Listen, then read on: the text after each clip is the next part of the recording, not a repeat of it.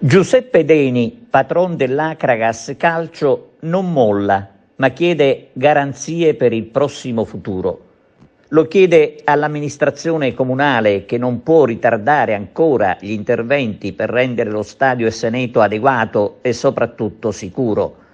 Ieri in conferenza stampa Deni ha precisato di non volere polemizzare, ha chiesto solo di vedere i fatti, senza più chiacchiere e promesse che fanno male anzitutto ai tifosi e allo sport.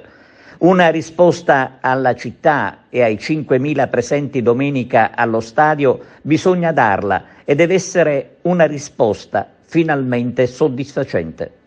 Presidente, lei in conferenza stampa ha rassicurato i tifosi, ha detto io non lascerò, anche perché sarebbe un peccato mortale dopo la gioia di domenica. Sì, è così, io non me la sento di lasciare questo patrimonio che abbiamo creato. Abbiamo portato più di 5.000 persone allo stadio, bambini che piangevano per l'Acragas, non me la sento di lasciare tutto questo e voglio fare un progetto, se tutte le componenti ci saranno, un progetto vincente che possa portare l'Acragas ad alzare un po' l'asticella.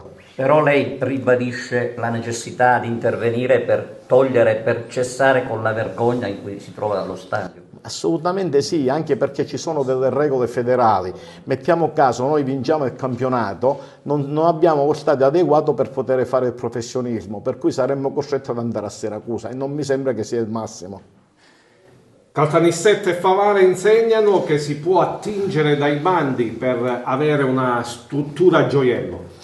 Ma assolutamente sì, ma non solo Caltanissetta e Favara, ma tantissimi comuni della Sicilia. Se ogni tanto si pensasse meno a fare qualche evento musicale che poi alla fin fine non porta niente di buono, però non porta neanche cose negative, però dico è come l'acqua, non fa né bene né male, e si pensasse ad attrarre finanziamenti per rilanciare lo sport in generale in questa provincia, credo che si farebbe una cosa positiva.